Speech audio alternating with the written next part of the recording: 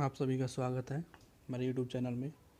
आज इस वीडियो में हम आपको, जैसा कि टाइटल आपको दिखाई दे रहा है, how to write a story, ये पॉइंट पर हम आपको बताएंगे कि किस तरीके से एक अच्छी सी स्टोरी लिखी जाए। और ये आपके सब्जेक्ट के लिए बहुत इम्पोर्टेंट है, ग्रामर में, राइटिंग स्किल के लिए। और इससे संबंधित क्वेश्चन मोस्टली 10 नंबर्स का या 8 नंबर का पूछा ही जाता है। तो आपको बताएं, ये right a story in a good view कैसे लिखी जा सकती है। सबसे पहले हम आपको समझते हैं कि it is a creative activity. अब पहला पॉइंट क्या है, it is a creative activity. ये एक जो है क्रिएटिव एक्टिविटी है। इसमें आपको अपनी क्षमता को दिखाना है कि ये कैसे आप कितना अच्छा लिख सकते हैं, कितना बढ़िया तरीक़ा से आप इसको बता सकते हैं। तो इसके लिए इसको क्या कहा गया, क्रिएटिव एक्टिविटी है। ठीक। और सेकंड पॉइंट बता रहा है, one can not restrict it to particular rules.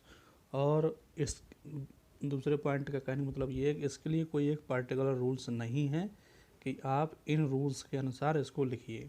ठीक है। क्यों रूल्स इसलिए नहीं है, क्योंकि ये एक क्रिएटिव एक्टिविटी है। ठीक। Third point, but by keeping certain points in view one can write an effective, meaningful and attention grabbing story.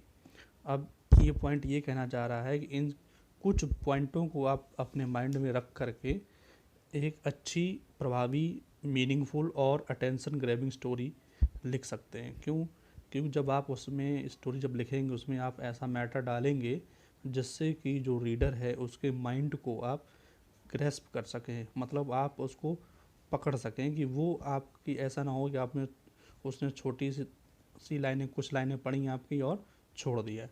ऐसा नहीं होना। आपको लाइन इस तरीके से लिखनी है, लयबद्ध तरीके से लिखनी है, जिससे कि उसमें और आगे जानने की लालसा जागे कि अगली अब क्या लिखना चाह रहा है राइटर। तो इसकी शुरुआत करते हैं किस तरीके से। सबसे पहले क्या, गिव ए सुइटेबल टाइटल। एक आपको टाइटल देना है उचित, कंसाइज मीन छोटा, एंड अट्रैक्टिव टाइटल देना है आपको। ज़्यादा लंबा चौड़ा टाइटल आपको नहीं रखना। जो भी स्टोरी बना रहे हैं आपको 4 से 5 शब्दों में आपको अपने टाइटल को दे देना है। ठीक। इसके बाद क्या करना, थिंक ए प्लॉट। प्लॉट मीन्स होता है कथा वस्तु। कथा वस्तु को क्या, जो आपने इसके लिए मटेरियल सोच रखा है अपने माइंड में, वो आपको सोचना है कि हमें इसमें किस तरीके से इसको प्रेजेंट करना है, किस तरीके से हमको इसमें लिखना है जिससे कि इफ़ेक्टिव हो। ठीक। मैंने क्या बताया था अभी, इफ़ेक्टिव हो, मीनिंगफुल हो और अटेंशन ग्रेविंग हो, कि रीडर पढ़े और आगे उसमें बढ़े। ठीक है। अगला पॉइंट बोलना है, डिसाइड अबाउट द करेक्टर। अब ये भी बहुत इंपॉर्टेंट पॉइंट है, डिसाइड अबाउट द करेक्टर। आपको क्या करना है, आपको जो आप स्टोरी लिख रहे हैं आपको ये भी देखना है, करेक्टर आपको डिसाइड करने कि ज़्यादा करेक्टर्स में नहीं हो पाए। पॉइंट क्या बोला है, नेक्स्ट पॉइंट बोला है कि mention the character 2 and 3 and develop an outline in your mind. आपको क्या करना, जब स्टोरी बनाने से पहले आपको 2 या 3 करेक्टर को अपने माइंड में रखना है। 2 या 3 करेक्टर को हम इसलिए बोल रहे हैं क्योंकि इससे जो आपकी स्टोरी बनेगी, यानी कि जो उसका प्लॉट होगा, वो बहुत इफ़ेक्टिव होगा और मीनिंगफुल होगा। उसमें क्या होगा, राइटर को लिखने में आसान भी होगा और जो रीडर है वो उसको आसानी से समझ भी सकेगा। अगर आप उसमें कई कैरेक्टर अगर मेंशन करते हैं तो क्या होता है कि जो रीडर होता है वो समझ जाता है कि इसमें कुछ एक्स्ट्रा इन्होंने डाल दिया है। ठीक। और आपको क्या करना है, आउटलाइन इन योर माइंड। और आपको अपने माइंड में आउटलाइन बनानी है कि इन करेक्टरों को हमें किस तरीके से समायोजन करना है, कैसे इनको मेंशन करना है, कहाँ कहाँ पर हमको इंक्लूड करना है। ठीक।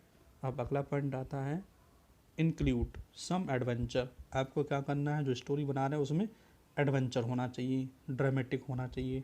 एडवेंचर ड्रामेटिक जब आप डालेंगे तो क्या होता है, जो रीडर है, जो आपके एग्जामिनर है, पढ़ेगा तो उसमें ये समझेगा कि हाँ, इसने कुछ जो है ल्यूसिडिटी इसमें लेके आया, मतलब लयबद्धता लेके आया है, सारी लिंकअप एक दूसरे से जुड़ी हुई हैं। That the reader should be curious what to happen next. इससे क्या होगा कि जो रीडर है वो ये सोचेगा कि अब आगे इसमें कौन सा पॉइंट आने वाला है, यानी कि ये जो राइटर है अब इसमें कौन सा पॉइंट बताने वाला है। तो ये वाला पॉइंट जो है बहुत इंपॉर्टेंट है, आपको ये ध्यान रखना है। ठीक। अगला पॉइंट कहता है, use simple easy to understand language as economic, compact and meaningful statements and dialogues.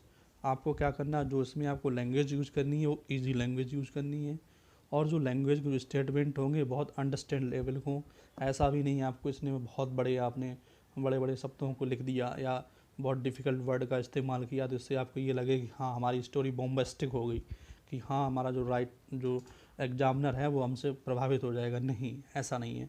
आपको क्या करना है कि आपको अपने हिसाब से इजी लैंग्वेज लिखनी है, और जो इसके स्टेटमेंट्स हैं शॉर्ट स्टेटमेंट होने चाहिए। शॉर्ट तो होना चाहिए लेकिन कैसा होना चाहिए, मीनिंगफुल होना चाहिए, उनका कुछ अर्थ निकलना चाहिए। और डायलॉग एंड मीनिंगफुल स्टेटमेंट्स, ये पॉइंट भी आपके लिए बहुत ज़्यादा इम्पोर्टेंट है। मीन्स ये जो 2 पॉइंट हैं ये आपकी जो स्टोरी लिखी जाएगी उसमें बहुत बड़ी भूमिका निभाएंगे। Use simple and short sentences, ये ऊपर वाले टॉपिक में हमने बता दिया। सिंपल और शॉर्ट सेंटेंसेस आप यूज़ करेंगे, ज़्यादा लॉन्ग सेंटेंस बनेंगे तो स्टोरी का जो है मज़ा ख़राब हो जाएगा, तो जो रीडर है वो उसको समझने में दिक्कत होगी। अगला कह रहा है give exact space to develop the character. हाँ, अब इस लाइन को समझो, इस लाइन को अगर आप समझ लेंगे तो आप एक गुड स्टोरी राइटर बन जाएंगे। ठीक, अब जो अब जैसे हमने ऊपर बताया कि 2 या 3 करेक्टर आपको रखने हैं, 2 3 4, मतलब चलो 4 भी कर लोगे तब भी चल जाएगा, लेकिन मतलब जो आपकी स्टोरी है बहुत लेंथी हो जाएगी।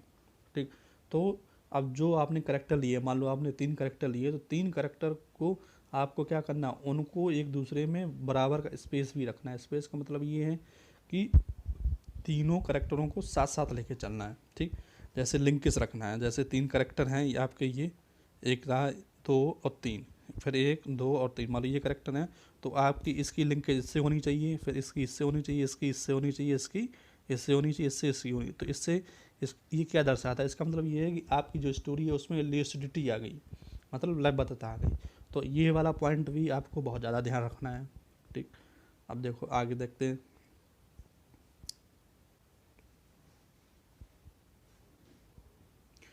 अगला पॉइंट कह रहा maintain coherence means your sentences should be logically connected. जो बात अभी मैंने बताई आपको कि जो आपके सेंटेंस हैं वो लॉजिकली तर्क संगत तरीके से एक दूसरे से कनेक्टेड होना चाहिए, उनका एक दूसरे से लिंकअप होना चाहिए। जैसे कि जो पॉइंट आपने पहले बताया उसका ही सॉल्यूशन या उससे ही कनेक्टेड अगला भी सेंटेंस होना चाहिए। ठीक, तो ये भी बहुत इंपॉर्टेंट पॉइंट है आपके लिए। और नेक्स्ट बोला है अवॉइड अननेसेसरी डिटेल्स, मतलब आपको अनावश्यक उसमें कोई भी जानकारी नहीं देनी है, मतलब आपको उतना ही लिखना है जितना उसमें मांगा गया, क्योंकि आप एक स्टोरी लिख रहे हैं, शॉर्ट स्टोरी लिख रहे हैं, नॉट ए लॉन्ग स्टोरी। ठीक, अब अगला पॉइंट कह रहा है develop the plot where the protagonist should be in centre. अच्छा, प्रोटैगनिस्ट का मतलब आप क्या समझ रहे हैं, बताता हूँ मैं। प्रोटैगनिस्ट का मतलब ये है कि जो आप जो स्टोरी बना रहे हैं, जो उसमें एक सेंटर थीम होती है, उससे प्रोटैगनिस्ट का मतलब है। जैसे कि मेन कैरेक्टर जो आपका है वो प्रोटैगनिस्ट कहलाता है। तो आपको जो प्लॉट है, जो आपको उसकी कहानी, जो कथा वस्तु है, उसको बनाना क्या है, तो आपका जो मान लो कोई टॉपिक है उसको सेंटर रख के ही आपको अपनी राइटिंग करनी है, प्लॉट बनाना उसको सेंटर में रखना ही है। मान लीजिए अगर आपने एक स्टोरी लिखी माई विलेज फेयर, तो आपका इसमें प्रोटैगनिस्ट क्या हो गया, फेयर हो गया, और कहाँ है, आपके विलेज में है, मतलब आपके गांव में फेयर है, तो आपका प्रोटैगनिस्ट हो गया फेयर। तो आपको फेयर से संबंधित ही सारे सेंटेंसेस का यूज़ करना है, और वो सेंटेंसेस क्या हैं, सभी एक दूसरे से लिंकेज होना चाहिए। ठीक, am I clear. Next point देखते हैं the other characters help to advance the plot. और जो आपने 2 या 3 करेक्टर लिए हैं उन करेक्टर का क्या करना है, जो आपका प्रोटैगनिस्ट है, जो आपका हीरो या मेन करेक्टर है, उसकी वो हेल्प करें, उनका भी नाम थोड़ा थोड़ा आना चाहिए, जिससे कि कहानी को आप आगे बढ़ा सकें और इंटरलिंकेज हो जाए। ठीक, language should be simple and easy to grasp, ये पहले ही मैं बता चुका हूँ, सबसे इंपॉर्टेंट चीज़ आपकी लैंग्वेज ही है। लैंग्वेज कैसी होनी चाहिए, सिंपल और इजी टू ग्रेस्प, सिंपल हो और जो है उसको समझने में आसानी हो। अच्छा, एक अब ये तो आपको बता दिया कि आपको किस तरीके से मेंशन करना है। अब ये पॉइंट भी बहुत इंपॉर्टेंट है आपके लिए कि paragraph should be divide in 3 parts. जो आप पैराग्राफ लिखेंगे उसमें वो कितने होने चाहिए, 3 पार्ट्स में होना चाहिए। ठीक, 3 पार्ट्स में लिखेंगे तो ये है कि आपकी स्टोरी शॉर्ट भी रहेगी, और उसमें जो आप प्लॉट उसमें जो डालेंगे, जो उसमें मैटर डालेंगे वो भी इंटरेस्टेड लगेगा, और जो है जो रीडर पढ़ेगा तो उसको पढ़ने में ज़्यादा टाइम भी नहीं लगेगा और वो इंटरेस्टेड भी उससे होगा। अब लिखने के लिए तो आप 4 भी पैराग्राफ कर सकते हैं, लेकिन ज़्यादा फिर लेंथी हो जाएगा। ठीक, तो ये तो आपको मैंने बता दिया स्टोरी कैसे लिखनी है और एक अच्छी स्टोरी किस तरीके से आप लिख सकते हैं एग्ज़ाम में। अगर इतने सारे आप पॉइंट्स मेंशन करेंगे अपनी स्टोरी में तो निश्चित तौर से आपको नंबर अच्छे मिलेंगे और आपकी स्टोरी भी एक प्रभावी होगी, मीनिंगफुल एंड इफ़ेक्टिव होगी। ठीक, अब ये पॉइंट देख लेते हैं। अब ये जो पॉइंट 1 2 3 4 हमने आपके लिए बनाए हैं ये आपके एग्ज़ाम बेस्ड है। ये क्या होता है, जो आपका एग्ज़ाम में स्टोरी आएगी तो कैसी होगी, base your story on the given hints. उसमें क्या होगा, कुछ हिंट्स आपको दिए होंगे, मतलब कुछ वर्ड्स दिए होंगे, वो उनको समझ के आपको क्या करना है, स्टोरी को समझना है, लिखना है। जैसे मान लो आपने कहानी पढ़ी होगी कौवे वाली, है ना, और आपने खरगोश और उसकी कछुए वाली भी कहानी पढ़ी होगी, तो उसमें क्या होता है कि आप उसमें हिंट दिए होंगे आपको, तो आपको ये समझ में आएगा कि ये स्टोरी क्या कहना चाह रही है। तो उसी हिसाब से आप स्टोरी को लिख सकते हैं। या फिर आपको एक टॉपिक दे दिया जाएगा, उस पर भी आपको पूछा जाएगा कि आप इस पर स्टोरी बना के लिखें। ठीक, इसके अलावा फिल इन दी ब्लैंक्स जैसे बताया, यूज ऑफ हिंट्स आप उसको कर सकेंगे। सेकंड पॉइंट है, इसमें जो स्टोरी होती है क्या होता है, उसमें हम अपना पास्ट बताते हैं, पिछला बताते हैं, जो हमने किया है या जो हमने देखा है उसी को तो हम उसमें डिस्क्राइब करते हैं। तो आपको क्या करना है, इसके जो टेंस हैं पास्ट टेंस यूज करेंगे आप। पास्ट टेंस मीन्स जानिए रहे जितने भी पास्ट टेंसेस हैं वो यूज करेंगे, प्रेजेंट हो, पास्ट हो, वो present past, past present, past continuous, past perfect और पास्ट परफेक्ट कंटिन्यूस, इनको आपको यूज़ करना है। ठीक, और वर्ड, फिर अगला थर्ड पॉइंट आ जाता है वर्ड लिमिट। वर्ड लिमिट कितनी होनी चाहिए, 100 से 200 तक की आपकी वर्ड लिमिट होगी। तो एग्ज़ाम जब पूछा जाता है सवाल उसमें लिखा भी होता है कि आप कितने शब्दों में देना है। तो फोर्थ पॉइंट बोल रहा है try to bring out the moral message in the end. अच्छा, जो चौथा पॉइंट है इसमें क्या करना है आपको, अंत में जब आप स्टोरी जो है एंड करने जा रहे होंगे तो आपको उसमें ये मेंशन करना है कि उसमें कोई एक मैसेज निकल के आए। मैसेज क्या निकल के आए कि आप मेले में घूमने गए या कहीं पर आप विजिट करने गए तो आपने वहाँ पर क्या सीखा या क्या आपको उससे लाभ मिला, या आपके भविष्य के लिए वो कितना कारगर हो सकता है, या आपके अंदर क्या इम्प्रूवमेंट आया, ऐसा कुछ आपको उसमें केवल मेंशन करना है। लेकिन ये 4 पॉइंट ये ज़रूरी नहीं कि आप मेंशन करें ही, लेकिन अगर आप मेंशन करेंगे तो इसका मतलब ये है कि आपने अपने टॉपिक को बखूबी एंजॉय किया है। तो इतने सारे पॉइंट थे मैंने आपको बता दिए, ये आपकी गुड स्टोरी लिखने के लिए बहुत ही इम्पोर्टेंट पॉइंट है।